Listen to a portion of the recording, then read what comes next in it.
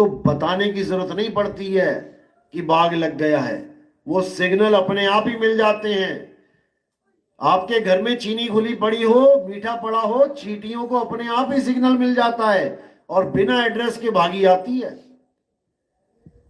तो जैसे एक महाराज जी कहते हैं कि कुत्ते को बुलाने का भी एक मंत्र होता है, कुरकुर कुरकुर, और गाय को हटाने का मंत्र होता है दूर दूर दूर दूर। चींटी को बुलाने का क्या मंत्र है, वो बोल के दिखा दो। अरे चींटी वस्तु को देख के आती है, वस्तु को सूंघ के आती है। इसी प्रकार जो असली ज्ञान है, जो मूल ज्ञान है, सुनने मात्र से अगर जीव में संस्कार होगा पुराना तो जाग जाएगा, उसको कोई रोक नहीं सकता। और इन महाराज लोगों ने पूरा एड़ी चोटी का जोर लगा रखा है अपनी संगत को रोकने के लिए, लेकिन रोक नहीं पाएंगे। जितना मर्जी जोर लगा ले, ये विरोध करेंगे, गालियां देंगे, बदनाम करेंगे, लेकिन नाकाम नहीं कर सकते। इसी को समझना है, क्योंकि ज्ञान ही गुरु है। क्यों छोड़ छोड़ के आ रहे हैं इनके चेले? क्योंकि उनको समझ में आ चुका है कि ज्ञान गुरु है, देही गुरु नहीं है। देही तो एक जरिया मात्र है, एक मीडिएटर है ज्ञान को समझाने के लिए।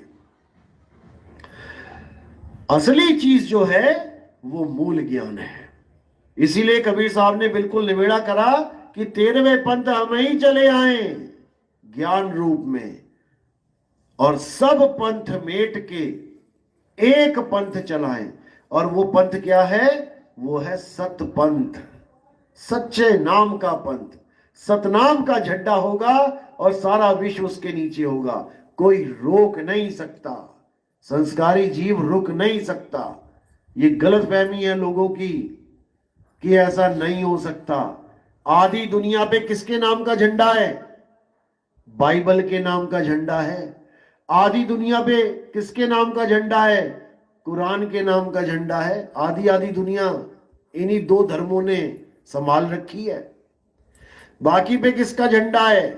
सनातन धर्म का झंडा है, बुद्ध धर्म का, जैन धर्म का और सिख धर्म का। ये मेन जो 6 झंडे हैं, अगर ये सब मिलके इस मूल ज्ञान को समझ लें, वैसे तो समझ ही रहे हैं, कई मुसलमान भाई भी आ गए, कई ईसाई भाई भी आ गए, सिखों ने भी बहुत बढ़िया कदम उठा लिया है। जो अमृत छके हुए थे, जो देह को गुरु मानते नहीं थे, वो ज्ञान को गुरु मान के इस झंडे के नीचे आ गए। देह को आज भी उन्होंने गुरु नहीं माना, क्योंकि देह गुरु है ही नहीं।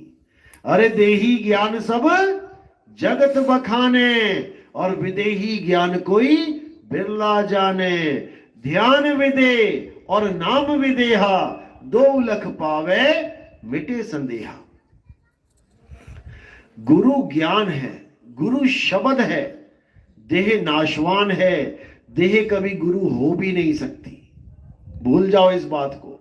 हां, मार्गदर्शन जरूर करेगी, आपका मार्गदर्शन जरूर करेगी, लेकिन कोई कहेगी गुरु बन गई। गुरु तो परमात्मा है। गुरु बड़े गोविंद से, गोविंद ने तो एक उंगली पे उठा लिया पहाड़, तो गुरु उठा लेगा क्या? उठवा दो किसी गुरु से, 2 घंटे उठवा दो। अभी सबको चस्का लगा हुआ है गोविंद से बड़ा होने का। 2 मिनट में दोहा निकल आता है मुंह से, गुरु बड़े गोविंद से। अरे भैया कैसे, ये तो बता दो। अर्जुन को विराट रूप दिखा दिया गोविंद ने, तुम दिखाओ। दिखा सकता है कोई? 6 फुट से तुम 60 फुट हो सकते हो क्या? तो कैसे हो गए गोविंद से बड़े? केवल ज्ञान की महिमा है भाई, ज्ञान बड़ा है।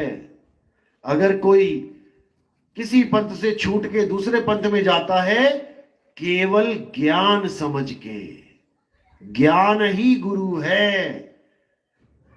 सड़क में बहुत बड़ा गड्ढा है और वहां पे बोर्ड लगा है आगे गड्ढा है, तो उस वक्त वो अक्षर रूपी ज्ञान ही गुरु है। आपकी बाइक अपने आप ब्रेक मार लोगे पढ़ने के बाद। और जो अनपढ़ होगा उसके लिए वहां पे गड्ढा चित्र बना रखा होगा, एक आदमी गड्ढे में गिर रहा है, वो उसको देख के रुक जाएगा। वहां पर भी किसी देह की जरूरत नहीं पड़ी, ज्ञान से ही हो गया सारा काम। जहर की डब्बी पे जो निशान बना होता है, हड्डी और 2 क्रॉस बना होता है, वो ज्ञान ही काफी है रोकने के लिए तुम्हें कि ये जहर है, मत पी।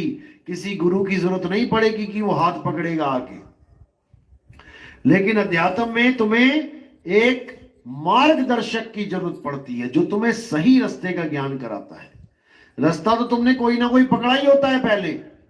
किसी ने मंदिर का रास्ता पकड़ लिया, किसी ने मस्जिद का पकड़ लिया, कोई मूर्ति पूज रहा है, कोई जल में स्नान कर रहा है, कोई ग्रंथों को पूज रहा है गुरु बना के। रास्ता तो कोई ना कोई पकड़ा ही है, लेकिन मार्गदर्शक का काम होता है गलत रास्ते को छुड़वा के सही रास्ता पकड़ाना, सही मार्ग बताना।